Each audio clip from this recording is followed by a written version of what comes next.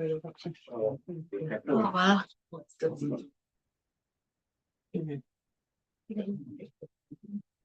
Yeah, I don't know that it needs to be what is happening.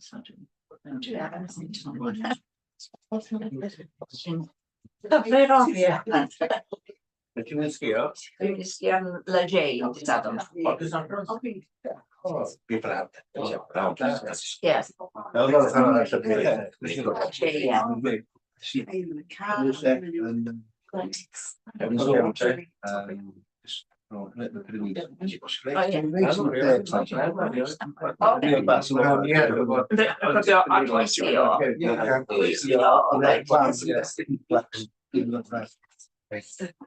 Diolch yn fawr. I rei o'n chi sy'n newydd ymuno hefyd bod ni'n live streamio wan. Just esboniad bach, bod ni wedi mynd trwy'r eitem gyntaf sef eich Eirydd ar y byddwn bleidlais sgil. Felly, bydd gweddill y rhaglen cael ei gyhoeddi yn fyw. Ac mi fydde gadarnhau mae Lia yn fyddiannus, felly llanfair Lia Eirydd sgil. Diolch Alwyn. Iawn, diolch yn iawn. So'n glychiadau ni, ia? Gawn ni gwrdd yn y man. Reit, awn ni mlaen i'r rif 2. Cyn cymryd yr ymddiheuriadau. Gai groesawu 2 aelod newydd gan Lywodraeth Cymru sef Mr Rhys Evans a Wyn Thomas. Croeso chi yma. Dydyn nhw ddim yma, Alwyn, sori. Nes i ddeud wrach beth nhw yma heddiw. Dydyn nhw ddim yma heddiw. O, reit, oce. Iawn. Felly dwi'n mynd i croesawu nhw. Adyn y tan son nesaf, felly. Mae nhw gychwyn yn ffurfiol ar y gyntaf o Fawrth, ond dyn nhw ddim yma heddiw. Reit, dwi'n mynd i ddod. Gobeithio. Oce. Iawn, diolch yn fawr. Ymddiheuriadau, felly. Cadeirydd, esgusodwch fi, Cadeirydd. I've got to leave at about 11:20, I'm afraid. I'm sort of double booked. I've got to meet some people in my ward in Dolgellau, Penarlag, with some council officers, so I do apologise about that. Iawn, Louise, diolch yn fawr. Oce, sa rwy'n arall? O, mi. Thompson. No, mi hefyd. Oce, iawn, diolch. Reit, datgan diddordeb rhywun?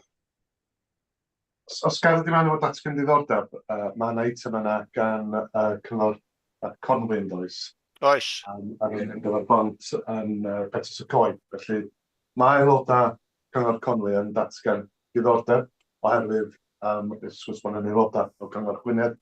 A mae o'n diddordeb sydd yn Conwy, sori, Conwy yn ddiiriadau. A mae o'n diddordeb sydd yn rhagfarnu. Felly, ond yn yr achos yma, mae'r pwyllgor sylwna wedi rhoi gyllyniad i aelodau cyngor Conwy. Ac mae hwnna'n ers i gyn feddwl beti 2024 gan hyd eto diwedd y flwyddyn. Felly, mae gen nhw hawl i gymryd rhan llawn, ond mi fydd lenwi y ffurflenni perthnasol datgan bod nhw'n gweithredu efo'r gyllyniad sydd wedi cael ei roi gan y pwyllgor sylwna. Diolch yn fawr. Iawn, diolch yn iawn. Awn ni mlaen i'r... Sori, mae law yn ei gan Anwen. Just, chi, rhif 5, gorchymyn gorchod coed, coed cae y rodyn yn Llanfair. Fel parc Llanfair, dwi'n garo y cyngor cymuned yn Llanfair, dwi'n garo datgan diddordeb ar hwn, achos am ni'n cymryd rhan a'i byd yn y drafodaeth oedd yr aelodau y gael yna fo. Na, jyst yn gwybod felly. O'n i jyst isio wneud yn siŵr. Ie. Diolch. Iawn, diolch yn fawr. Awn ni mlaen i'r cofnodion a'i gynnig bod nhw'n gywir sy rwy'n arall am eilio. Sgwlwch chi dda? Diolch yn fawr, unir yn eilio. Sy rwy'n eisiau codi rhywbeth o'r cofnodion? Swyddogion yn iawn? Oce, iawn. Awn ni wan felly i rif 5, gorchymyn gwarchod coed. Swyddog y coed Rhydian, ia? Dwi'n meddwl bod dim Mr Cross yn wedi gyflwyniad. Mae o'n yn yr stafell aros. I ddod gyntaf dim ond, ia? Ie. O, reit, oce.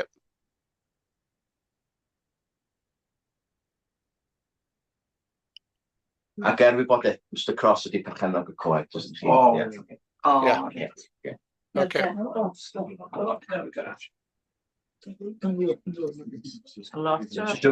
Lina coed ar hys? Ti eisiau gofyn i fod gyflwyniad felly? Sorry. Ti eisiau gofyn iddo fo wneud gyflwyniad felly? Chair, nice to meet you in a virtual world. Good Yeah, morning. How are you? Yeah, can you give the presentation, please? The 3-minute Yes. presentation, Jorge. Yeah. Certainly. I may momentarily get some background noise, so if you can't hear me, just let me know and I will speak up. Okay, bear with me. Okay, Borodar Chair and committee members, I am the landowner, having purchased this land last year, shortly after the provisional TPO was issued. I strongly object to the confirmation of TPO 84. My objection is based on public safety risks, weak justification, and the fact that additional legal restrictions are, I believe, unnecessary. First, and most importantly, public safety must come before amenity. Government guidance is clear. A TPO should not be confirmed if public safety is a concern. While amenity is important, safety is a legal duty. These large, aging, non-native pines are close to 2 highways, residential properties and power lines. They were planted approximately 70 years ago by the former owner as a screen to block the view of newly built houses. Poor maintenance and their location increase the risk of falling branches or uprooting in storms. They're approaching the end of their natural lives. Excuse me. Government guidance states that TPOs should not be placed on trees that are dead, dying or dangerous.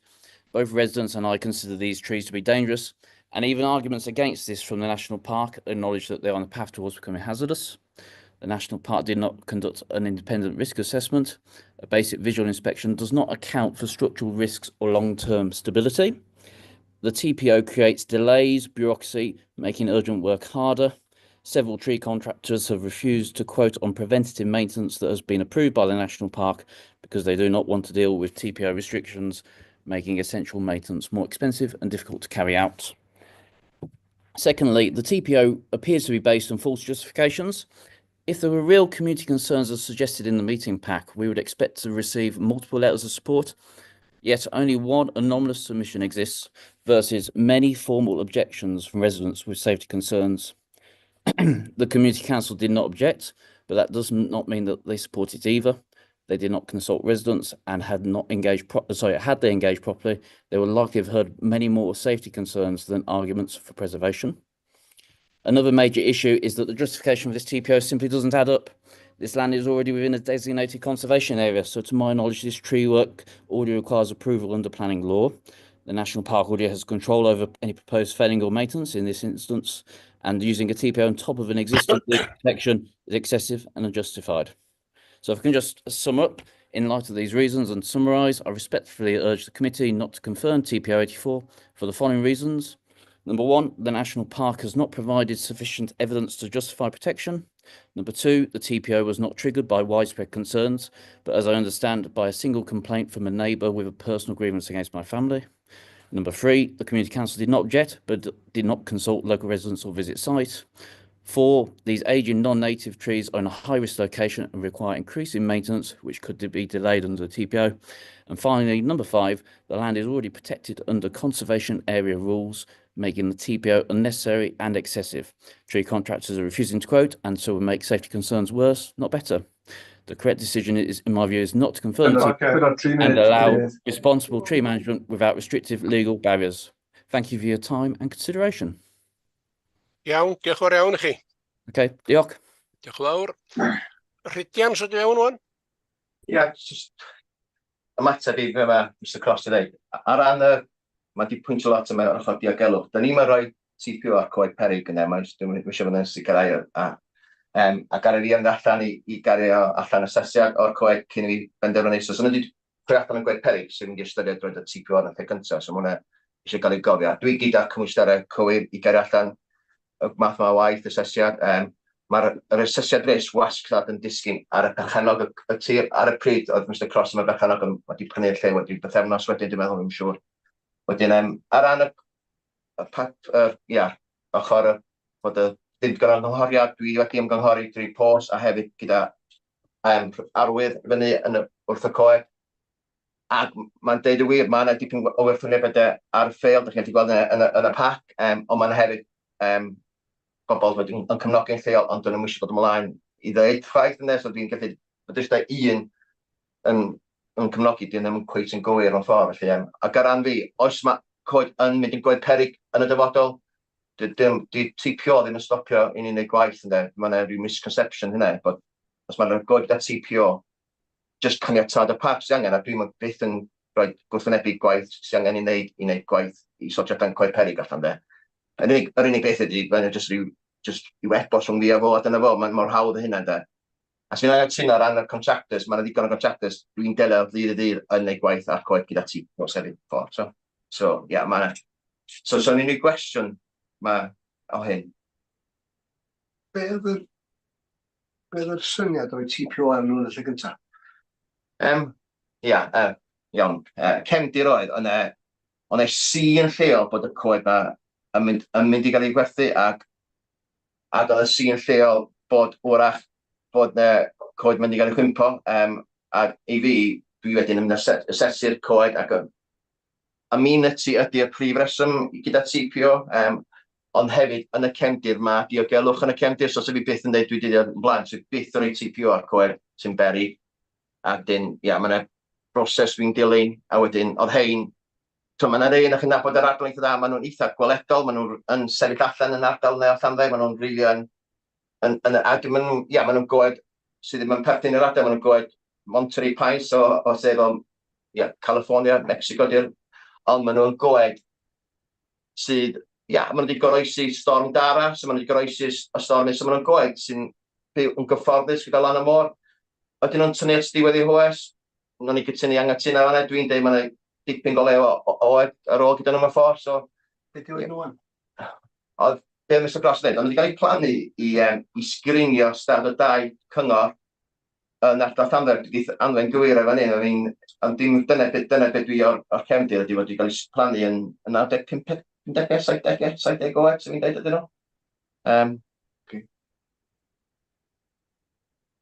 A maen nhw'n mewn cyflwyr da. Wrth ystyried eu hoedran nhw, ti'n nabod coed well, i fi, maen nhw'n cyflwyr go lew, dan. A rhywbeth dydd, os mae Mr Cross yn dweud, wrth fi, maen nhw'n coed peryg, sef fi'n ystyried, sortio allan y broblem yn ffordd yna, so. Mae'n bwysig o'n dweud ydy, wyt ti'n efo yn saff? Os wyt ti'n efo yn saff, ti'n sefyll dan. Ti'n swmod, a... Ar ran yr asesiad yn cael allan i ddeud hyn, o'n i'n teimlo nhw'n goed iach, ond dyna ddim unrhyw arwyddion bod nhw'n goed peryg yn edrych. Dyna fi dweud, fe all nhw droi'n coed peryg yn y dyfodol gyda'r gwyntod yn ei gael, dwi'n derbyn e, mae pob coed yn gallu troi'n coed peryg, ond mewn snapshot amser ar ddiwedd y coed, mae'n edrych yn coed iach, dim unrhyw, mae'n canghennau di marw yn y coed, a mae digon hawdd tocio hein os mae angen, gyda caniatad so. A mae y drwsesau i ffordd, a dwi'n derbyn yn efo yn ffordd, so. Da i ofyn cwestiwn ar. Mae'r perchian tir wedi dweud, wel, mae TPO ar y coed yma am creu rhwystyr os di'r eisiau gwneud waith mewn brys yn efo. Be wahaniaeth o ran proses mae hwnna'n rhoi, yn amlwg mae rhaid cysylltu efo y parc i gael caniatad os di eisiau gwneud rhyw waith ar y coed ar ôl y TPO fynd i fewn. Be ydy'r implications o hwnna? Faint mae'n cymeryd? Os yna'n coed peryg, mae'n coed yn disgyn mewn gwynt ac yn hongen fyny mewn gwynt, mae hwnna'n llai na bore. Sef fi, hwn ffordd i fyny yn bore, oedd y trees blown over, it's hanging up and dangerous, sy'n dweud, get it sorted, take plenty of pictures and get it sorted. So, dio ddim yn stopio gwaith urgent o gwaith peryg yn dweud. Fe sy'n wrach yn cymryd bach amser ydy, os mae'n eisiau tocio bach o ganghennau yma ffordd. Ond ar ran y gwaith coed peryg, dyn ni'n gallu gwneud hynna'n rili problem. A mae'n ein unrhyw ydwyddo'r lleol arall, mae'n dead dying o dangerous, dyn ni'n gallu trewn yn sydyn iawn yn ffordd. Mae gallu 30% reduction pob blwyddyn anyway, i daclu sylw. Os mae angen hynna, di'n llai rhoi y cynetad yna am hynna hefyd. So dim yn dweud bod o'n restrictive na, ddim yn gwbl. Gyda i lawr fyny. Just ar y ffyrir. A ganmwyd. Ia, cynnig bod ni'n mynd o'r gymesiad. Diolch yn fawr. Sir rwy'n yn eilio? Can I just deud, Mae Ifon Mae wedi Ifon deilio. can I Reit, just so- deud, sylw, please, Mr Anwen. Cadeirydd. Fel yr aelod lleol, a fel un sy'n byw yn yr ardal, dwi'm yn cofio lle heb y coed, a dwi ddim, os na ref o'r cyngor cymuned wedi cael unrhyw gwyn tan wan am y coed yma. A mae yna un sydd wedi sgwennu e-bost Roslyn Sudon Erfa yn dweud, with respect, members of the Community Council do not reside in Llanfair, os nhw'n dweud hyn wrthyn nhw, achos maen nhw gyd yn byw yn Llanfair, maen nhw'n byw yna o flaen pawb sydd yn gwrthwynebu y TPO yma, so dwi'n meddwl bod nhw'n gwybod y well, a fel da chi dweud, mae'r coed yma wedi goroesi, stormydd, a dyn nhw wedi symud, a wedyn dwi'n sicr yn cefnogi roed TPO, a newydd wad yna mae Mr Cross yma, ers dwi'n bod yn ys flwyddyn. A dyn, dwi'n yn gwybod, ond dyna fo, dyna di Saeson sy'n symud i ardal. Iawn, diolch Anwen. Os yw rhywun arall eisiau deud y beth? Neu ryw sylw? Os nad oes, mewn i bleidlais felly, mae'n ei gynnig ag eilydd bod ni yn caniatáu rhoi gorchymyn gwarchod coed. Newch chi ddangos os gwelwch chi dda.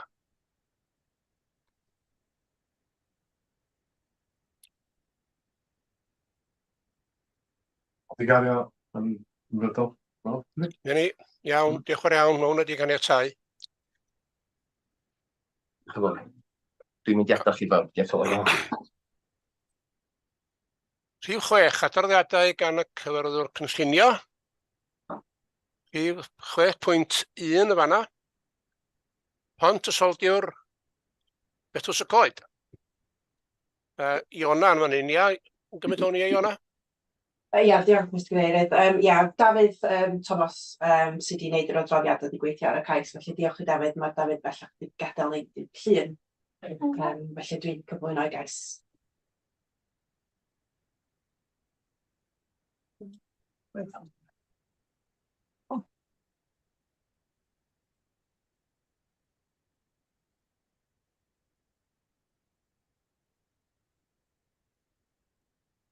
Sorry, roedd hynny'n wedi gymryd.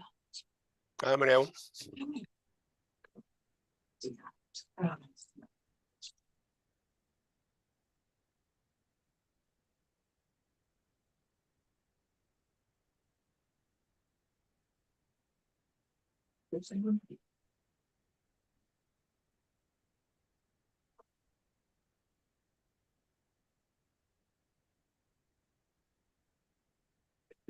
Diolch. It's cais ydi ar gyfer pont droed newydd a gwelliannau i chael tramwy cyhoeddus gynnwys gwaith peirianyddol a gwaith cysylltiedig. Sorry. Sgrin bach yn sgrin nid yn yma. Ie. Wel, dwi'n dod yn gweithio fawr ydyn nhw'n yna, cari mlaen.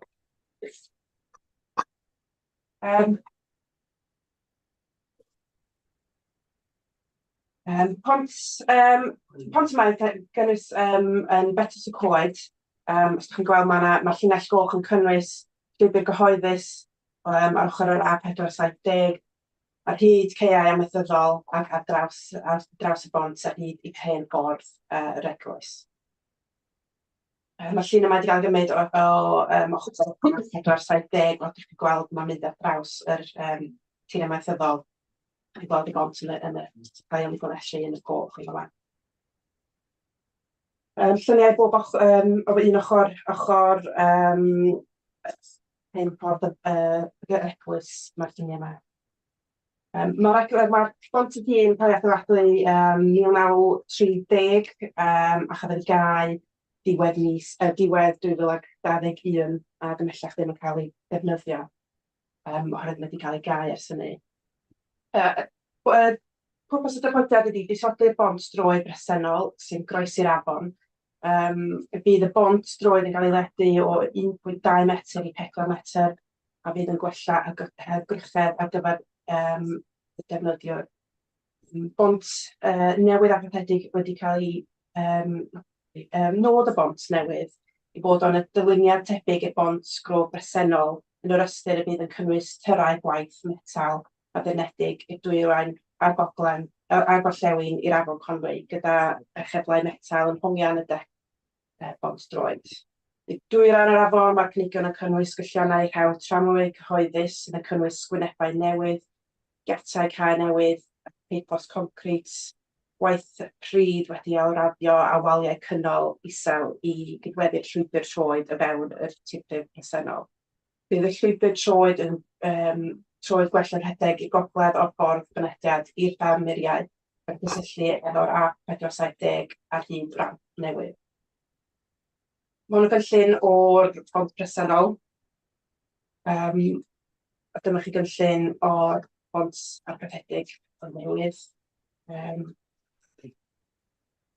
So cynllun ehangach o'r safle cyfan yn cynnwys y gwelliannau'r llwybr troed, a llwybr cyhoeddus ac a bont newydd yn fanno. Dach chi'n gweld ar top y sgrin ydy llun o'r bont presennol ac ar y gwylod ydy enghraifft o be fydd y bont newydd yn edrych. O ran y gwyddoedd y datblygiad, mae deddf teithio llesiol Cymru yn gosod dyletswydd ar y dydodau lleol i gynnig ar gyfer llybrau cerdded a beicio ar gyfer teithiau bob dydd a gwella a hylwyddo. O ran polisi strategol C ag L, dyn ni'n ystyried bod gwyddoedd y datblygiad yn cyd-fynd â'r rhain. Mae cynnig hwn hefyd yn ceisio adfer cyswllt teithiol, lleisiol, allweddol i bobl lleis fesur coed ac ystyried felly bod y gwyddo'r y datblygiad dderbyniol. O ran y prif materion, o ran effaith ar y tirwedd, effaith gwledol ar dyluniad, mae asesiad tirwedd gwledol ac otodiad dilynol wedi gynhyrchu gan ymgeisydd a wedi gyflwyno fel rhan o'r cais. Ac yn rhan o'r casgliad, mae rhan o'r tasau wedi cael ei ddangos ar y sgrin. Ni fydd datganiad argyfedig na achosi niwed nac niweidiol i rhinweddau arbennig Parc Cenedlaethol yr Yrru, nac yn arwain at effeithiau andwyol sylweddol ar olygfeydd. O'r bont arfaethedig o dyluniad mwy cadarn i gwrdd â safonau peirianneg a hygyrchedd, fodd bynnag bydd yn cyd-fynd i raddau helaeth a chymeriad a chyd-destun presennol o safle. Bydd yn caniatáu ail-agor yr hawl tramwy cyhoeddus i wella hygyrchedd yn yr ardal Betws y Coed a llwybr teithio llesiol strategol ehangach o Betws y Coed i Llanws ac ymlaen i gyffordd Llandudno. Mewn ymateb i ymgynghoriad mewn perthynas ag effaith ar y tirwedd, mae'n megodd Cyfoeth Naturiol Cymru pryderon ynghylch maint a dyluniad y cynigion. Yn ogystal, mae Comisiwn Dyluniad Cymru wedi cynnal adolygiad dyluniad ffordd gwaith ar y cynigion dyluniad. Yn debyg i cyfoeth nodwyd tra'n gefnogol i'r Pwyllgor bod ganddyn pryderon ynglŷn â'r dyluniad seno. Bod swyddogion o bar bod dyluniad braidd yn debygol ac yn gallu ei wella'n gyffredinol, mae'r ymgeisydd wedi darparu cyflwyniad manwl a tystiolaeth ar gyfer sail presymog dylunio'r bont arfaethedig sy'n cael ei gynnig. Mae hyn yn cynnwys fod y dyluniad wedi gyfyngu'n fawr gan lleoliad a swyddogaeth bod y dull dylunio i ddefnyddio'r un ffyrdd adeiladu hynny ydy y bont grob yn cael ei gefnogi gan y gymuned ac yn marn ymgeisydd dyma'r dull mwyaf estetig, effeithiol a sensitif ddarparu swyddogaeth ofynol pont sy'n hygrych i bob rhan o'r gymuned. Mae'r ymgeisydd hefyd wedi sicrhau nifer o newidiadau dylunio sydd yn cynnwys agwarad o woliadau o hyd y bont cyfa yn ogystal â dyluniad manwl o cynllun ehangach a tirlunio manwl. Felly ar ôl lot o bwyso mesur, tra bod yr asesiad o'r effaith ar ddwywaith a'r effaith wledol sydd wedi cael ei datgan, braidd wedi dan datgan braidd. Yn hyd-destun y cynllun, gynnig gyfanrwydd ac o safbwynt cymeriad tirwedd a hangach, mae'r awdurdod o'r fan a byddai'r cynnig yn cael effaith gweledol a tirwedd cyffredinol derbyniol. Mae rhesymeg manwl y tu ôl y cynigion dylunio wedi darparu ac ystyried yn dderbyniol gan yr undurdod hwn ar y cyfan. O ran materion eraill yn dilyn asesiad manwl o'r datblygiad arfaethedig ar ardaloedd gwarchodedig o dir. Ystyried bod y cynigion yn cyd-ddifrio a'r polisïau cynllun datblygu lleol Eryri. Mae cyfoeth naturiol Cymru a Colegydd yr awdurdod yn fodlon gyda'r gwelliannau baioamrywiaeth sydd wedi cael gynnig erbyn hyn. A sail effaith amgylchedd hanesyddol a threftadaeth diwylliannol dangoswyr mae bychain iawn bydd yr effaith ar adeiladau hanesyddol sy'n cynnwys yr eglwys sydd wedi cael ei restru a bod mesuriau rhagofalus yn ei lle i sicrhau na fydd unrhyw effaith amdwyol ar asesau hanesyddol tra yn ystod cyfnod yr adeiladu. O ran ymateb i'r ymgynghoriad, da ni wedi derbyn 21 o sylwadau ar y cais gan aelodau'r cyngor. 21 yna, mae'n egodd 12 cefnogaeth, ac oedd y weddill wedi rhoi sylwadau cyffredinol ar y cais. Gwybod y pellach na beth sydd yn yr adroddiad, da ni wedi derbyn 4 llythyr arall y cefnogaeth ar y llythyr ers i'r cyfnod ymgynghori dod i ben. A dyn ni hefyd wedi defnydd un llythyr o wynebiad ddoe. Maen nhw wedi codi ychydig o materion. Dyn ni wedi ystyried rhai materion er bod yn hapus. Mae'r llythyr gwrthwynebu wedi dod gan perchynog busnes lleol ar hyd ffordd hen yr eglwys. Er bod nhw yn hapus efo'r gwyddor y datblygiad, maen nhw wedi mynegi pryderon o ran y dyluniad, effaith ar yr eglwys sydd wedi cael ei restru. Prif pryderon ydy effaith mae cael borth hen eglwys yn ei gael ar ei busnes nhw yn ystod cyfnod y gwaith. A maen nhw wedi holi, maen nhw wedi gofyn cynnwys amod am construction method statement ar hyd y ffordd. Dwi wedi holi yr ymgeisydd ddoe a dwi'n cael ateb bore yma o ran be ydy cynllunio nhw o cau hen ffordd yr eglwys. A na i jyst allan yr ateb dwi wedi cael bore yma. We will endeavour to reduce full load closures to an absolute minimum, and barring unforeseen circumstances, there will not be a lengthy permanent closure. The traffic order in places is to allow flexibility in the programme for unavoidable short-term closures if required for safety reasons and programme needs. In these situations, we will work with affected businesses in terms of scheduling and advance notice and work around their requirements as much as possible, such as accommodating arrival and departure times if possible. Emergency access will be provided by stopping work and or installation of road plates to cover excavations. Mae ychydig o mater yn eraill maen nhw wedi codi ond dwi'n ystyried bod ni wedi ystyried heina yn fel rhan o'r cyflwyniad a rhan o'r asesiad ei hun.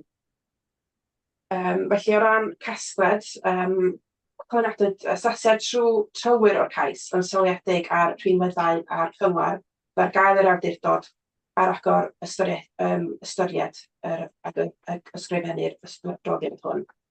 Ystyried bod y gwyddor y datblygiad yn dderbyniol a mae deddf teithio lleisiol yn gosod dyletswydd ar awdurdodau lleol i gynllunio, gwella a hyrwyddo llwybrau cerdded a beicio ar gyfer teithiau pob dydd. Danoswyd bod y datblygiad yn arfaethedig yn cyflawni hyn ac mae'r awdurdod yn ystyried y cynnig yn hanfodol i ddatblygu y hyrwyddo teithio cynaladwy o fewn y parc gymdeithasol a chyfrannau at economi a bywiorydig gymunedol lleol. Danoswyd bod datblygiad arfaethedig yn cyd-ffurfio a polisïs cynllun datblygiad lleol yn ogystal â prif weledigaeth o fodol ac amcanion y parc cenedlaethol. Fod swyddogion yn ystyried bod y dyluniad y bont ychydig yn danlethol ac o bosib cyfle sydd cael ei golli i ddarparu tirnod lleol hardd a thrawiadol yn lle'r strwythur presennol. Derbynnu bod yr ymgeisydd wedi darparu cyflwynhawd manwl a tystiolaeth ar gyfer sail rhesymegol dilynio'r bont abeithedig ac ar ôl pwysau a mesur fod yn ystyried rhyngderbynio. Lle'r gymhelliad ydy cymeradwyo gyda amodau. Swn i'n licio mae yna un o ddau newidiadau i'r amodau sydd ar yr adroddiad. Amod 2 gynnwys 2 cynllun ychwanegol. Nofter hefyd bod amod 10 ar yr adroddiad wedi cael ei dileu. Mae hyn i wneud efo materion efo'r manylion am waith i'r eglwys rhestredig. Mae cais hawleb faculty application ar y gweill gyda Eglwys Cymru. Felly, mae hyn yn golygu dos o ddim angen caniatad adeiladau rhestredig a bod nhw'n mynd trwy hynny sy'n cael alw yn ecclesiastical exemption. Dyn ni hefyd wedi ychwanegu amod am rhaglen o waith archeolegol yn dilyn trafodaethau diweddar hefo hynny. Diolch.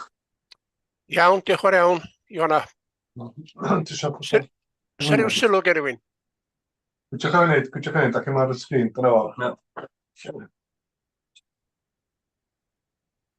Mae yna 3 llaw i fyny fel y cadeirydd. Dwi'n siŵr, o na 4, dwi'n meddwl, Elfed o'n i fel y gyntaf. Elfed, oce.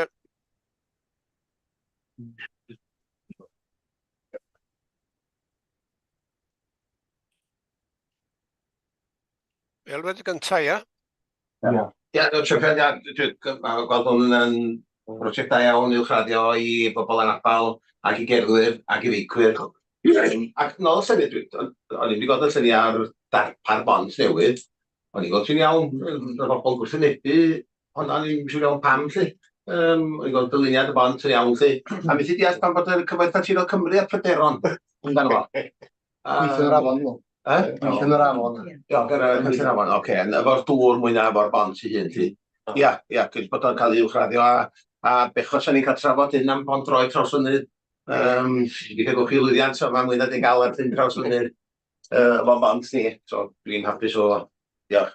Iawn, diolch Elfed. John Otto. Diolch.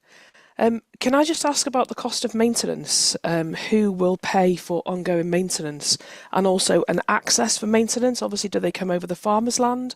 Do we have access for that? I do have a couple more comments once that's answered, please. I can't really answer with, sorry, dyma really ateb o ran y costau project Conwy ydi hyn, felly gwestiwn y Conwy yn reit debyg na nhw fydd yn gyfrifol am y costau ar y mynediad i tir. O ran cynnal a chadw, dio ddim yn fater cynllunio, ddim yn ystyried beth bynnag, mae'n fater i'r sir fel mae'n gwneud. Iawn, diolch yn fawr. Iawn, Joe? Diolch yn fawr. Diolch. And then going into the report, 3.19, the lighting limitations. On paper, it all works well. It looks like the lighting's going to be under control for the bats. But when Steve's up his ladder with his screwdriver, has someone told him the levels that it needs to be? And is this going to be checked, please? O ran goleuadau, mae yna amod i ofyn am rhagor o wybodaeth o ran y goleuadau. Felly, sy'n ni'n disgwyl rhagor o wybodaeth yn rhan o glwyniad i rhyddhau'r amod yna. Mae yna lot o waith i bod yn mynd ymlaen rhwng cyfoeth ecolegol ni ac yr ymgeisydd o ran manylion y goleuadau. Felly, sy'n ni'n disgwyl rhagor o wybodaeth pan dyn ni'n cael amod i rhyddhau, rhaid sy'n rhyddhau'r amod yna. Iawn, diolch yn fawr.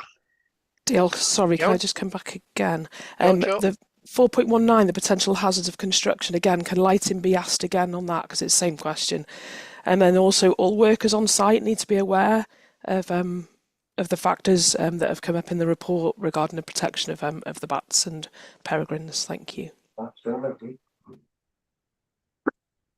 Fel rhan o'r amodau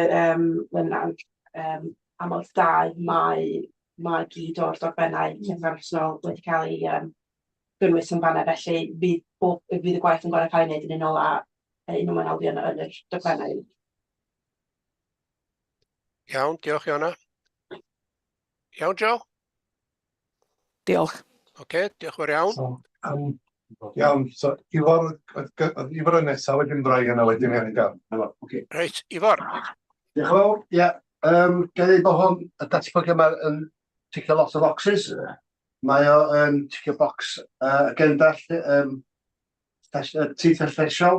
Mae o'n gyswllt hefo pryd y cria sydd ochr arall i'r afon, sydd yn addysg, a wedyn maen nhw'n gallu dod drosodd i weld treftadaeth Bet y Coed a bioamrywiaeth Bet y Coed. Mae'n hybu'r economi lleol, wedi twristiaeth sydd yn dod i cadw heini, gyda'r ardal ddim pawb sy'n gallu dringo mynydd. So mae o'n cyfro pob un demograffig. Mae o'n ticio boxes pwrpasa'r parc. Mae'r dyluniad sydd yn eistedd yn dda i gyd-destun yn y lleoliad. Mae'n edrych yn debyg i'r hen bont. A cofiwch, mae'n risg fod hen bont yn beryg. So dyn ni'n gorfod newid o, a mae rhywun yn mynd i ariannu. A dyna'r risg arall. Os ydyn ni'n dileu yr datblygiad yma, wrach bydd y pres ddim yn nid datblygiad. A hefyd, mae o be allan gyda'i. Mae'n perygol bod gweithio yn yr afon hefyd. So, os ydyn ni'n dileu yr datblygiad, wrach bydd nhw'n gallu gweithio o fewn yr ansawdd yna. So, dwi yn cynnig bod ni yn mynd efo'r argymelliad. Diolch. Diolch Ifor. Gawn ni eilydd i Ifor, slwch chi dda? Mae ni wedi eilio. Iawn, diolch yn fawr. Reit, pwy arall sy'n siarad? Brian y nesaf. Brian, okay. Thank you, Chair, and thank you for the presentation of the report. I support the application in principle, but I do have one or two questions. One is about the current surface and status of the right-of-way. I understand it is a public footpath and not a bridle way or a route open to a byway open to all traffic. Which leads me on to, if I'm right in that, that leads me on to my other question in relation to the scale of the development and the width. Because my understanding is the sort of standard that's been used would be the similar width to a single carriageway road. In which case, it seems a little odd if it can only be used by people on foot and bicycles. Because the scale is double the width, double the scale of what's there already, which in open countryside does seem a little bit excessive. So that's my first question. The second one relates to lighting. If, again, it is only used by off-road bicycles and walkers, what is the purpose or the need for lighting, which is a linear strip of light in open countryside, aside of the wildlife issue? And should we be encouraging, linear lighting, even if it is to dark sky standard across open countryside? And those are my two principal concerns. So is the use and the amount of use, does it really justify, even though it may be the active travel standard, if it's only going to be used by relatively small numbers of people on foot and bicycle, is that perhaps a scale that is more than is necessary? And the second one is to do with, follows on from that really, in relation to whether we as a national park should be supporting lighting in open countryside. Iawn, diolch yn iawn, Brian. Iona sydd i fewn. Cyn belled dan ni'n ymwybodol, gwrpas ydi gadw o fel llwybr cyhoeddus droed, ac da ni ar ddeall bod yr lled y bont newydd i cyd-fynd efo safonau llywodraeth mwyn hyfywedd ar gyfer pob pobl yn cynnwys pobl cadeirio olwyn, cadeirio gweithio beiciau. O ran y goleuadau, mae yna waith heledd wedi bod yn mynd ymlaen yn trafod lleihau cyn gymaint a sy'n bosib o goleuadau ar ddechrau y cais. Y bwriad oedd i golau ar hyd y bont cyfa. O'na lot o bryderon am hynna o ochr goledau, o'r ochr y colegol, a felly mae'r goleuadau ar hyd y bont ei hun wedi cael ei gymryd i ffwrdd i ddim yn rhan o'r cais dim pellach. Ond mi fydd goleuadau ar hyd y llwybr tuag at yr A470, ac eto mae yna manylion pellach yn cael ei gofyn am goleuadau hynny wrth amod, a mae yna unrhyw goleuadau pellach. Ond ie, mae yna trafodaeth celed wedi bod yn mynd ymlaen i lleihau i'r goleuadau cyn bellad ac a posib, fel bod o ddim yn effeithio unrhyw o ran y colegol. Felly, ie, da ni wedi sicrhau y cynlleiad y bosib o goleuadau fel rhan o'r datblygiad. Iawn, diolch. Brian. Could I just ask what the surface is going across the farmland? What is the surface of the public right-of-way going across the farmland? In other words, if it is a grass field, I could see bicycles and people on foot using that. But are we preparing for something which is questionable in the amount of use that it might get by prams, pushchairs, or wheelchairs? Because if it's an agricultural field that we're putting a light on a field footpath, I've got real questions about it, and I didn't read the clarification behind the justification. Yes, it meets active travel standards, but what are they in the context of the bridge? So I have no problem with the principle of replacement. I do have a problem with the scale and the nature, which effectively would be suitable in a more urban context. But is it suitable in the way that it's presented in open countryside? Iawn, diolch. Ac mi o gen Brian ail gwestiwn yn doedd. Mae bod i gofyn y ddau. I've asked all my questions, thank you, and had to respond. Okay, diolch yn fawr. Tim. Wel, oedd Edgar o blaen Tim, sori. Edgar gynta, oce. Efo un peth o Brian ydi fyny, yn oedd ni'n all bod cadarolwyn i fynd ar hyd y bont ydi. Cos nes i wando ar gyfweliad bore yma efo Lysaf Roberts a rhywun arall o'n oedd yn mynd i'r Lysaf Roberts pan o'n i yn mynd i'r car. Ac o'n deud yn hwnnw hefyd bod o'n cael ei ariannu, dwi'n gwybod, dwi'n gwybod, gwant o'n gwylio bod i'n gwybod ar y BBX, ond o'n deud yn hwnnw na bod o'n cael ei ariannu gyda'r Llywodraeth yn y Deyrnas Unedig. Ac ond ar y bwletin newyddion, bob un ffordd yma, oedden nhw'n deud bod y parc yn penderfynu os nhw'n wedi wario 3 miliwn ar neu bont newydd sydd yn anghywir. Dwi eisiau pwyntio hynna allan. Ac a braf wedi cael rhywbeth o bres o'r Deyrnas Unedig yna. Dwi'n meddwl, dwi'n gymnogol i'r cais a mod i cael ei eilio, so mi fydda i o blaid o byddai'n fynd yn ysgrifennu. Iawn, diolch yn fawr. Tim.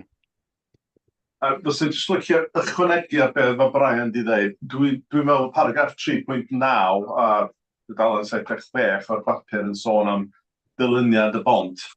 Bod o, da ni ddim methu siawns, mae'na siawns di gael ei methu i wneud rhywbeth sydd yn ffitio'n well, sydd mwy drawiadol i'r lygad yr ardal. Dwi'n cytuno efo hynny, ond gan sy'n bach o sioc as i weld y lluniau o wahaniaeth rhwng beth sy'n ar rwan, sy'n bont bach, sy'n bychan a sy'n ffitio'n dda'n meddwl fi, rhywbeth lot fwy sy'n edrych yn fel Bont Britannia. Ond, bysai'n dweud, ti'n ôl yn yr egwyddor, dwi'n 100% efo fo, dwi'n meddwl mae'r 4 metr o lled sydd o wahaniaeth rhwng fi a ni yn yma, ac efallai bach mwy, efallai bach dros ben llestri yn arbennig os dwi'n dwi'n gyhoeddus, na ni wir angen rhywbeth mor fawr a hynny, fysa rhywbeth bach fwy na sy'n ar rwan yn iawn, ond 4 metr? Ydy o am encourage o bobl i fynd i lle, mae nhw am cyrraedd y pen arall, a wedyn dwi'n gyhoeddus dros Cia. O be dwi'n cofio, dwi wedi cerdded o, mae yna wyneb galed arno fo, ond fysa rhaid i hwnna cael ei wneud i fyny hefyd, iddo fo bod yn rhywle lle mae bobl yn gallu fynd efo gader olwyn.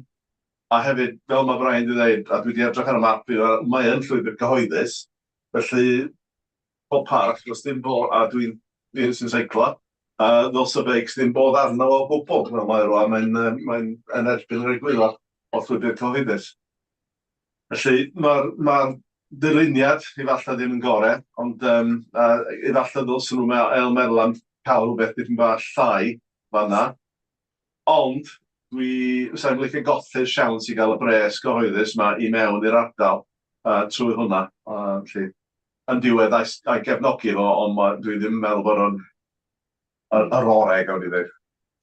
Iawn, diolch Tim. Oes rhywun arall? Sori, oedd Delyth, cynghorydd Delyth. Mond eisiau deud Liz Saville Roberts oedd yn siarad bore yma, dwi ddim yn patch Liz Saville Roberts, cynghorydd o Conwy oedd yn siarad. Cos bysa Liz ddim yn siarad ar hwnna, dwi ddim yn ei ardal i. Iawn, yr gwybodaeth, diolch yn fawr. Oes rhywun arall yn siarad? Dwi'n gwybod os ydy'r atab i gwestiwn Brian wedi i atab yn gyfan gwbl o ran yr llwybr dwi'n gwybod bod ti'n di sôn ran y llwybr i fyny at y bont. A dwi'n cytuno, mae hwn yn gyfla, diolch yn ideal, ond swn i'n gwrthwynebu fo, ond jyst dim bach mwy o ran beth i deunydd y llwybr dros y tir i gyrraedd y bont. Diolch yn hollol glir o'r darluniau i fi na, darluniau ar gyfer y bont i hwnna. Ydy o'n rhywbeth hygyrch, a di hwnna'n mynd i fod yn 4 metr hefyd. Sori, a fi'n cwestiynau fel ond ti'n meddwl, di hwnna'r un mor llydan?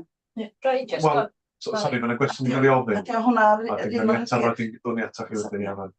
Mae'r paragraff olaf o beth dwi'n siŵr o'n manylion, dwi heb edrych ar manylion y cais, ond o'r paragraff olaf yn disgrifiad y ddatblygiad, mae'n dweud i'r dwi'n yr afon, mae'r cynigion yn cynnwys gwelliannau i'r hawl tramwy cyhoeddus sy'n cynnwys gwynebau newydd, gaticau newydd, peithos concrit, defaid, gwaith pryd wedi ailraddio a waliau cynnal isawr, gydweddiad llwybr troed, o fewn y tirffurf presennol, llwybr troed, bydd llwybr troed gwell yn rhedeg i'r gogledd o'r ffordd mynediad i ffermuriau ac yn cysylltu â'r 470, a bydd ramp newydd ceir mynediad eilraidd i'r llwybr troed yn y lleoliad hwn trwy mynediad grisiog 1.2 metr o led. 1.2? Ie. Felly dwi'n cymryd, dwi heb gweld manylion, dwi'n cymryd 1.2 metr a yr un... So mae'n 1.2 ar hyn o bryd mae gennych chi lwybr cyhoeddus efo gwyneb tarmac. So mae'n yr 1.2 Mae wyneb calad iddo fo'r hyn o bryd. Felly dwi'n cymryd, yn barhau bod yn wyneb calad ac yn 1.2 metr o led. Ddim yn hygyrch, yr llwybr 1.2 at y bont sydd yn 4 metr, sydd yn hygyrch i ddefnyddio'r cadar olwyn ydi. Hwna, ti'n fawr eisiau bach fel yna sydd yn hollol bwysig. Dwi'n gwybod da ni eisiau cael y cyfle yma mewn beth da, grand scheme of things. Ond os nad i rwy'n yn gallu mynd at y bont ar lwybr Caregog, so ni'n licio pwysio cadar olwyn ar lwybr Caregog, mae rhaid i hwnna'n iawn yn da. Ie. Dwi'n meddwl rhaid i gyd-destun hefyd, mae hwn yn rhan o datblygiad ehangach sydd yn dod am mynediad o fyny'r Dyffryn Conwy mewn ffordd o Glan Conwy reit fyny at y bont. Cael y manylion yna'n bwysig dydi? Dwi'n gwneud un peth arall. Dwi'n meddwl, os ys gynnu ni cynlluniad i hwn, ond os yn neis gwybod os mae Cyngor Conwy efo unrhyw cynlluniau i newid statws y llwybr yna, oherwydd mae'n link da o'r llwybr beic sy'n dod i fyny a Llandudno ar ochr 470, drosodd i Fetws y Coed o llwybr cyhoeddus i mewn i Braeglwy. Os ydyn nhw'n gwneud hynny, so pobl sy'n dod i fyny efo beic yn gallu defnyddio fo, ar hyn o bryd dyn nhw'n gallu o ran gyfraith, ond os ydyn nhw'n gwneud hynny a gwella'r llwybr yna i mewn i rhywbeth mwy addas i bobl ar beics, fysa'n gwneud y cynllun lot mwy dealladwy. Ga i just gynnwys, am y 10 sydd wedi cael ei... Dyn ni wedi gofyn am manylion pellach yn cynnwys Cynllunio, manylion am blannu ffensio cladding Gwyneb, goleuo a byrddau gwybodaeth ar hyd y safle datblygu ehangach. So mae'n cynnwys y llwybrau tuag at y saith deg. So os am penderfynu ar hynna eto ddaw hynna fewn, dwi'n cymryd i at y pwynt 10, dwi'n meddwl, dwi'n cymryd bod hwnnw'n rhan o cynllun ehangach sydd yn cynnwys beiciau cyfeiriolydd ac yn y blaen. Does am pwynt cael y bont llydan. So dwi'n cymryd yn y dyfodol byna gais i uwchraddio hynna o ran statws. Jyst ddim yn hwn rwan ydi? Dim ond y bont. Mae hwnnw'n rhan o... Mae yna cyd-destun dipyn ehangach i beth sy'n digwydd yma. Da ni'n cymryd y bont allan o'i cyd-destun mewn ffordd. Ond dwi'n meddwl mae hynna yn amlwg gofynion grant ac yn y blaen. Ond o safbwynt y pwyllgor cynllunio yma rhaid i ni penderfyniad ar dyluniad sy'n gael bronchi heddiw yma a gwybodaeth sy'n gael bronchi. Elwyn, mae Anwen wedi bod yn amynedd gyda iawn mae'n llaw i fyny. Just, wrach bod yn gwestiwn trwg, dwi'n gwybod, ond just, ydy'r llwybr cyhoeddus yn cychwyn o'r ffermdy neu mond ar hyd y bont mae'r llwybr cyhoeddus ei hun? Os dwi'n gwybod am rai safleoedd mae gyda un acw, ydy'r llwybr cyhoeddus sy'n cychwyn, tan da chi wedi mynd dros y bont acw, ydy'r yn cychwyn o'r ffordd. Da chi'n garo mynd lawr at y bont, a dy wedyn mae'r llwybr cyhoeddus yn cychwyn. Ydy o'n cychwyn o'r ffarm neu mond o'r bont, ar hyd y bont? Ar hyn o bryd? Ie, mae'r llwybr cyhoeddus yn mynd o'r ffordd trwy'r lleia ar hyd y bont fyny at ffordd yr eneglwys. Ac yn ochr arall yn wedi. Iawn, diolch yn fawr. Sa rhywun arall eisiau siarad? Neu gofyn cwestiwn? Ia, mae'n mwyaf o'r llai fyny. Ie, diolch yn fawr iawn am yr adroddiad. Dwi'n meddwl bod hwn yn gynllun hynod o gyffroes a mae'n mynd i elwa ardal ehangach na Betws y Coed. Dwi'n meddwl mae o'n mynd i gysylltu Betws y Coed yn lot saffach efo Llanrwst, teithio llesol. Mae'n reit beryg, os da chi'n mynd ar y beic, da chi'n mynd lawr at bont Waterloo, a trio troi gornel na ar y palmant neu ar y briffordd. Mae o'n le peryg iawn, felly mae o'n gwneud bob dim yn saffach. Mae'n di annog bobl i fynd ar y beics, cerdded i Betws y Coed na neidio yn y car wrth gwrs, a dyna di holl bwynt cynllun fel un yn de. Dau beth sydd wedi codi heddiw yma, ac yn wybodaeth i, y dyluniad, dwi'n gwybod bod dyluniad y bont yn peryg gofid i lot fawr o bobl, ond y gymuned y Betws y Coed dewisiodd y dyluniad yna, mi gafon nhw dewis, o dwi'n cofio faint. Dwy bont, dwi'n meddwl, ond mae oedd yn mwyafrif llethol wedi dewis y dyluniad yma, a dyna, dwi'n cymryd mae dyna pam bod Conwy wedi dewis yr un yma. Ynglŷn â'r goleuadau, dwi'n meddwl yn bersonol, os ydyn nhw i lefel awyr dywyll gwych, ond mae angen nhw, achos mae yna lot o westau, dau gwiriad yn y blaen i'r dwyrain o'r bont yna, yr hydffordd ar y 470 cyn bont Waterloo. Ac mwyn hybu economi nos, Betws y Coed yn amlwg mae goleuo'r gwybr yn mynd i fod yn hanfodol bwysig. A fel i Dorifor hefyd, da ni'n gwybod bod staff hyd y cria yn awyddus iawn i hyn ddod i ddwy'n ffrwyth, achos bod nhw'n cerdded dwsina o blant i ganol Betws, a mae o'n lot peryclach. Mae nhw'n gorfod dros bont Waterloo rwan, a mae nhw'n wir yn gyffroes am hyn, felly. O ran goleuadau, dyna y marn ni, mae o'n di fod yn hynod bwysig i economi nos Betws. Iawn, diolch yn fawr. Edgar.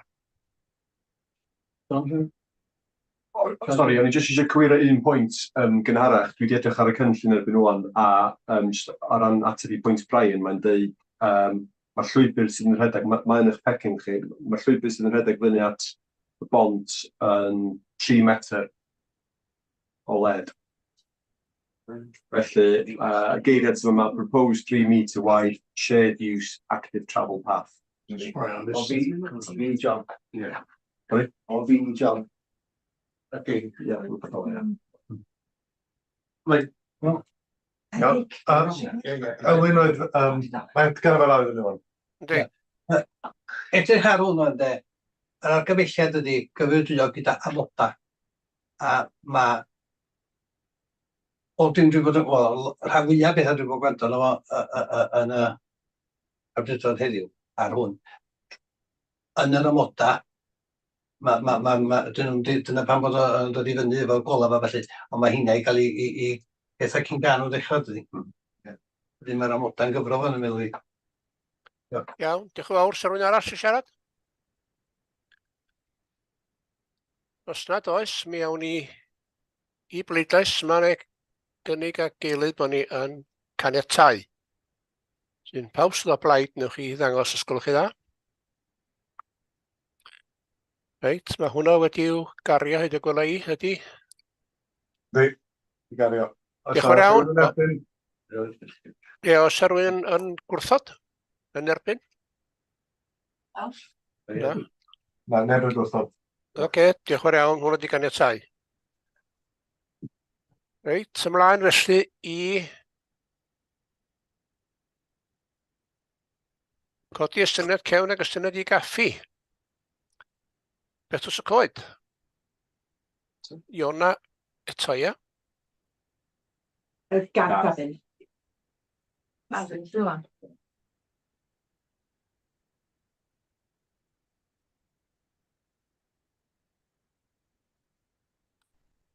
Ie, pwy sydd yma, chi ddweud? Gafin. Gafin. Gafin, reit, oce.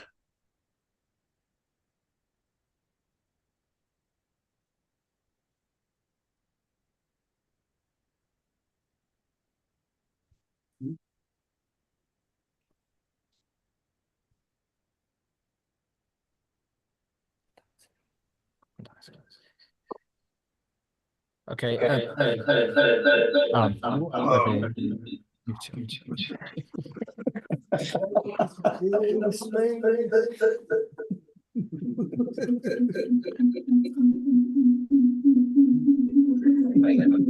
Oedd rhywbeth yn dod ar...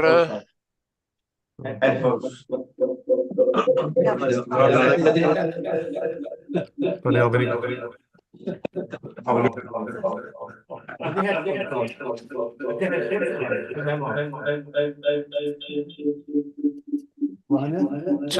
Tydi pethau ddim yn iawn yma na chdi, da ni'n ar y...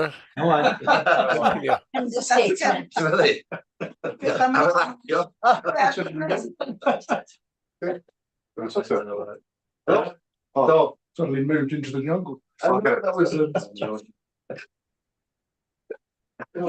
Was it? Yeah, the US. 1999. They skipped all that.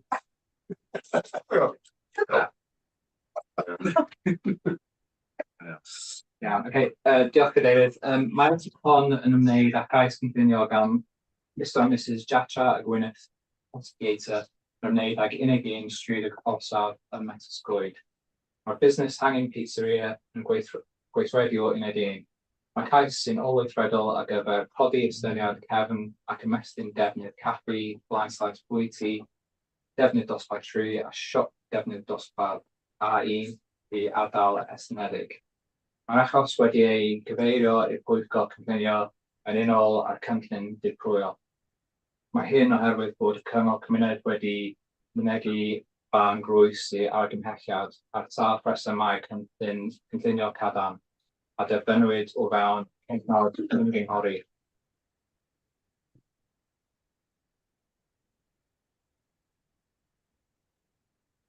Dim ond mater o cadw tŷ, cynllun lleoliad hwn ydy'r cynllun lleoliad diweddaraf sy'n cynnwys ardal bach at tu ôl I uned un Hanging Pizzeria.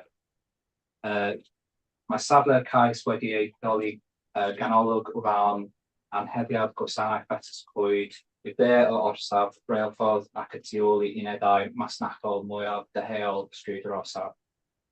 Mae Village Crafts ac uned un hangen pizzeria yn ffinio ar safle y Glewen yn union. Cefn uned 2 y gogledd, reilffordd Dyrtyn Conwy a Seidins y Dwyrain a'r tŷ preswyl Gwydr Bach i'r dde. Mae safle'r cais o fewn ardal gadwraeth ac ardal manwerthu betasgwyd. Fel y nodir gan y llinell las, mae adeilad yr orsaf a deunesiad at yr orsaf yn eiddo i'r ymgeiswyr. Mae'r safle'r cais ei fod yn ffinio bennaf y cefn Village Crafts yr adeilad un llawr oren yn y canol, yn cynnwys estyniad un llawr an ardal dodedig i uned un hangen pizzeria, yr adeilad deulawr a dangosir ar y dde. Codwyd yr estyniad rhwng Tachwedd 2023 a Chwefror 2024 ac mae'n meddiannu'r arwynebedd o tua 165 medr sgwâr.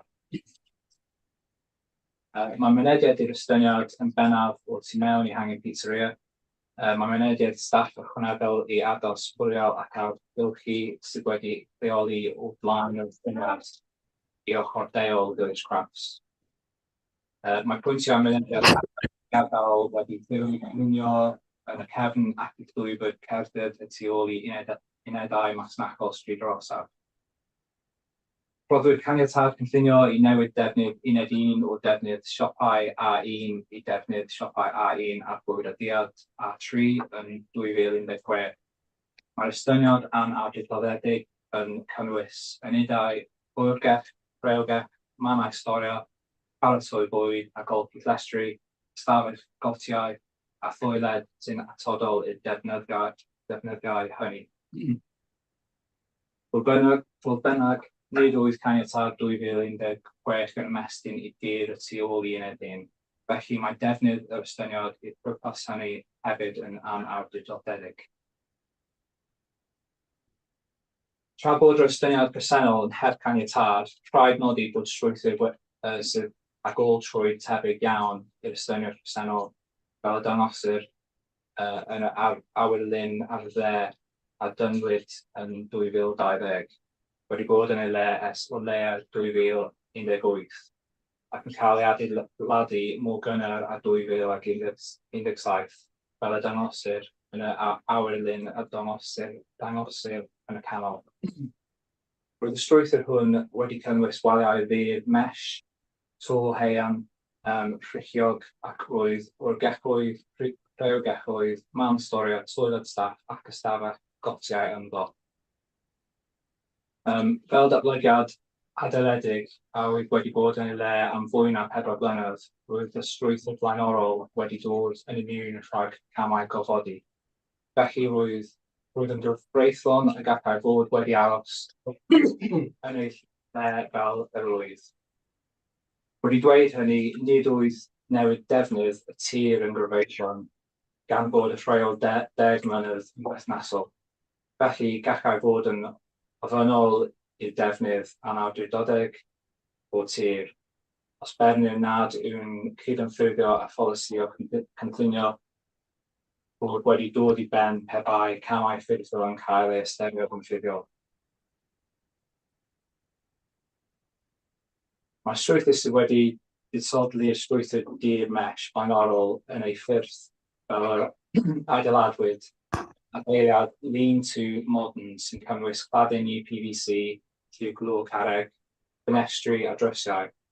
Yn ogystal mae'n cynnwys ddôl tlen dir o liw glo carreg o uchder amrywiol. O ystyried y polisiau perthnasol, nid oedd swyddogion yn ystyried bod y deunydd wyneb synthetic fel cladding PVC ei lliw na'n ffyrdd anghysol y to yn briodol o ran ardal gadwraeth. Y gweitha natur yn amlwg y lleoliad. Felly, mae cais olwys gweithredol hwn yn gofyn am cymeradwaith ar gyfer cadw'r estyniad newydd anawdurdod, reoleiddio ymddangosiad allanol yr estyniad newydd a cadw defnyddiau anawdrydodedig bwyd a diod a tri a siopau a ble mae tir y tu ôl I uned un yn y cwestiwn. Mae cadw'r strwythyn newydd yn dibynnu ar ardrychiad allanol sy'n cyd-fynd ar amgylchoedd. Felly, cynigir deunydd Gwynedd newydd yn cynnwys cladin seidar coch gorllewinol I gyd-fynd a chefn yr Alpine Coffee Shop ym men gogleddol platform yr orsaf. Bwrieidir cadw gorchydd to llen dir o liwbl carreg presennol, ond cynigir codi rhan ganol y to I greu to mwy cyson. Cynigir hefyd eu cadw yw'r ffenestri a drysau UPVC lliw glo carreg presennol a gwteri bocs lliw llwyd a ffebechau crwn.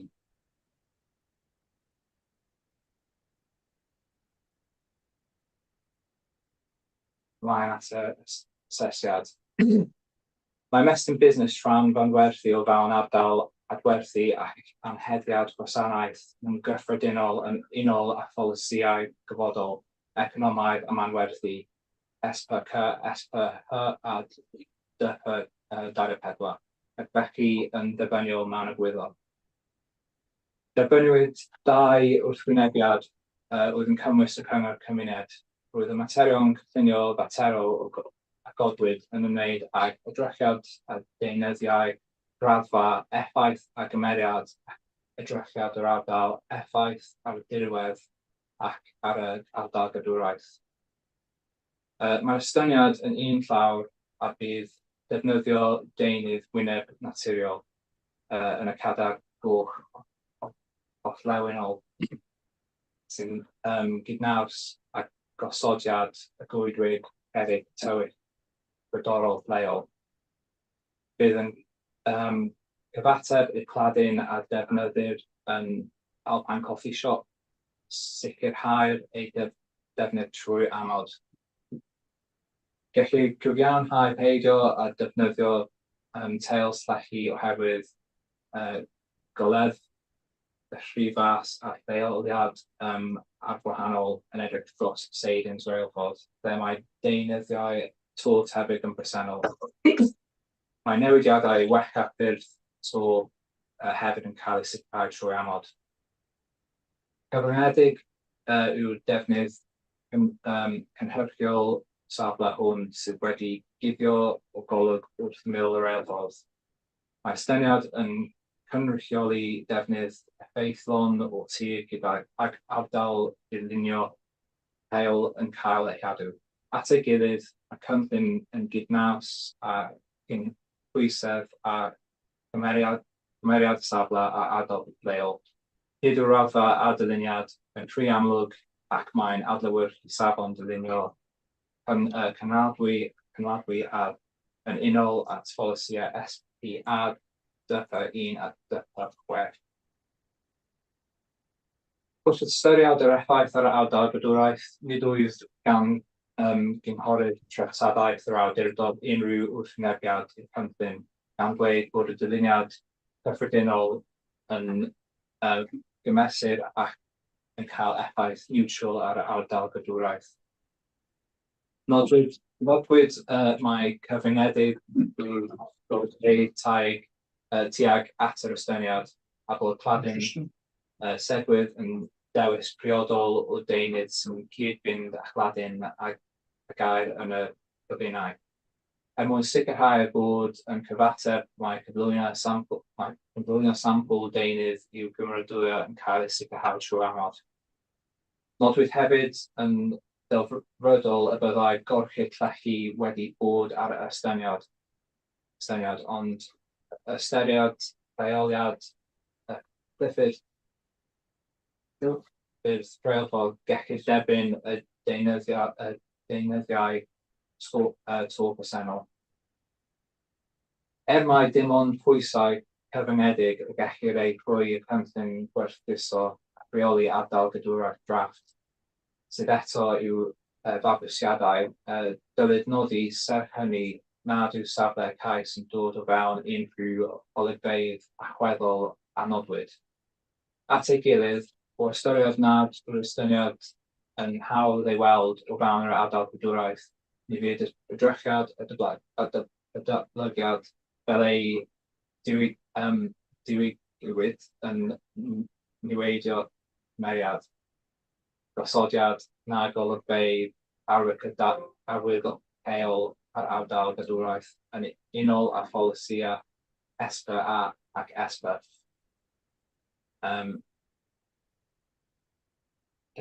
O ran amwynder, ni derbynwyd unrhyw wrthwynebiad gan ddeiriad o ddwy anedd a lleolir y dre a hysbyswyd o'r ddau ohonynt ac ni ymatebodd tîm iechyd yr amgylchu'r Cyngor Conwy i'r ymghoriad. Mae'n dangos felly nad oes unrhyw newid arwyddocaol i gwynderau preswyl cyfagos, nac i gwynderau parc gan gymwys sŵn neu arogl yn deirio o bresenoldeb y strwythur neu'r unedau a'r dymerau sydd wedi lleoli yn y cefn. A sa'r hyn, mae'r datblygiau yn unol â'r DP1, polisi DP1. Mae datganiad seilwaith gwyrdd yn cynnwys gwerthiannau bioamrywiaeth a ffyrdd wrych awydd newydd sydd wedi blannu i sgrinio unedau a'r dymheru ar sylfaenau concret. Er mwyn helpu i'w sefydlu rhaid isodli unrhyw ffasbrennau sydd wedi tynnu ei difrodi'n difrifol neu afiach yn y tymor plaen nesaf o fewn 5 mlynedd i'r penderfyniad hwn. Sicrhau y gofyniad hwn trwy amod. Mae'r ymyriad hwn yn cyd-fynd â'r polisi ESPA, DP1 a ESPA a pholisia Cynllunio Cymru argraff 12 o ran darparu bydd net i bioamrywiaeth. Roedd Dŵr Cymru yn gwrthwynebu i dechrau, ond dilewyd ei gwrthwynebiad am eglurodd yr asiant nad yw Dŵr Wynedd yn dreinio i'r garthos cyhoeddus, ond yn suddo i ddeall yn y cefn. Yn dilyn hynny, gofynnodd Dŵr Cymru am amod cydymffurio yn atal Dŵr Wynedd rhag dreinio i'r system garthosiaeth cyhoeddus a bydd yn cael ei ychwanegu at yr hysbysiad y benderfyniad. Mlaen i'r casgliad, mae cynnig o weithredol hwn sy'n ymwneud ag ymestyn uned fasnachol yn cydymffurio â pholisia strategol a datblygu perthnasol. Mae cynnig yn gydnaws yn pob agwedd gyda gynhwysedd a cymeriad y safle a ardal lleol y mae wedi lleoli oddi mewn iddo. Nid yw'n ffri amlwg ac mae'n adlewyrchu safon dylunio cynaladwy da gan defnyddio deunyddiau sy'n gydymdeimladol i'n gwella ei amgylchydd. Ni fydd y cynnig yn cael effaith anghwyddo ar y ardal gadwraeth, ei gosodiad na golygfeydd arwyddocaol. Bydd y cynnig yn darparu bydd net i bioamrywiaeth. Mae bwriad gwbl dderbyniol ac argymhellydd drwy caniatâd cynllunio gyda amodau a amgylchedd. Amgylchiad.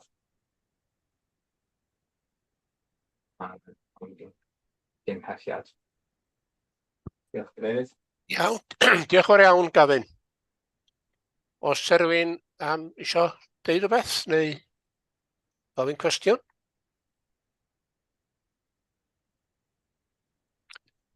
Os nad oes, ewn ni... Oedden nhw'n gweld chi, Owen. O, reit, oce. O, John o'n fel ofyn i, Cadeirydd. Iawn, John. Gynnig ar gymhelliad fel mae o.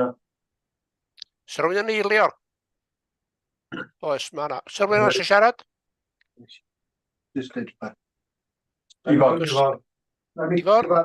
Dwi'n keen ar ceisiadau o syllol, ond y sefyllfa yma, mae o'n gwell, wel, rhaid ni regoleiddio fo, a mae o'n defnyddio eitha call yn yr ardal sydd yn i gyd-destun, so dwi yn cefnogol. Ond rhaid i just deud bod ni ddim yn keen ar y math yma o weithredu. Diolch. Yna lot o gwynion. Iawn, diolch Ifor. Sy'n rwy'n arall? Sy'n deud rhywbeth? Does yna neb arall efo i dwylo fyny yma. Oce, reit, rhawn i bleidlais. Ar y pwynt yma, Ifor a Anwen di wneud dwi'n yn gwybod, ond i bobl sy'n gwneud pethau ôl-weithredol i fewn, a dwi wedi cael asiant yn dod efo lluniau mawr i gyngor angen dangos a ôl-weithredol i gyd de. Dwi'n gwybod, oes am ryw fath o system lle fedra ni roed ffain i rywun sy'n gwneud weithredol cyn ganol ganiatad i wneud i byd? Na. Ar hyn o bryd, os gael fel mewn o'r hwnna cydeirydd, does o ddim gwahaniaethu ar hynna. Mae yna ymgynghoriad ar ffïoedd cynllunio newydd fod fel rhan o'r ymgynghoriad yna. O'na fwriad, os yna gais ôl-weithredol yn dod fewn, bod y ffi cynllunio wedyn yn mynd fod yn uwch na'r ffi arferol. Hwna di'r unig gwahaniaeth dwi'n rhaid gweld, ond dwi'n hwnna ddim o weithredol at ymgynghoriad oedd yna, felly gan i weld. Ie, mae sy'n angen i ddweud hynna. Diolch yn fawr. Iawn, diolch yn fawr iawn. Felly mae'n gynnig ag eilydd, os ti'n cofio'n iawn, i fynd i pleidlais i ganiatáu. Pawb sydd o blaid gwneud hynny, newch chi ddangos os gwelwch chi dda? O, hwnna'n un o'r to. Diolch yn fawr iawn, hwnna wedi ganiatáu. A dyna ni ar y cynllunio, awn ni mlaen i'r cytundebau adran 106. Wel, mae hwnna ar gwybodaeth. Tudalen 103. Ceisiadau sy'n destyn cytundeb 106 i Capel Soar. Yr gwylod a dros yr tudalen 104. Rhyw gwestiwn gen rywun? Ceisiadau yna phenderfynwyd arnynt ers 13 wythnosau. Tudalen 105. Gwestiwn ar y fanna, ar 106, mae 107. Os nad oes, awn ni mlaen i penderfyniadau dirprwyedig. Dalen 108, ceisiadau wedi caniatáu. Un ar gwybodaeth. Dalen 110. 111 a 112. Rhyw gwestiwn gen rywun? Os nad oes, tudalen 113 ceisiadau wedi gwrthod i hynna, wedi er gwybodaeth. Os agos y gwestiwn, mae'n penderfyniad ar y pel fan hyn does. Mae hynna eto er gwybodaeth. Os agos y gwestiwn gan rywun, dyna ni. Diolch yn fawr i chi. Iawn, mae yna weithio wedyn yn dilyn awgrymu bod ni'n torri am banad a wedyn bod ni'n ail ddechrau. Dydy 10 munud i? 10 munud i hanner, ia? 10 munud i hanner, a wedyn mae gennych chi link gwahanol yn does i ymuno efo'r weithio. Yn edrych o'r link i'r pwyllgor. Oes, oce, iawn. Diolch yn fawr iawn. I can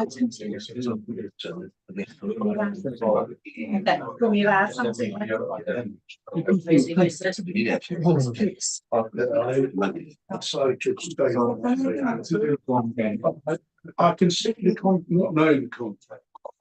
Sorry, cywiro ti.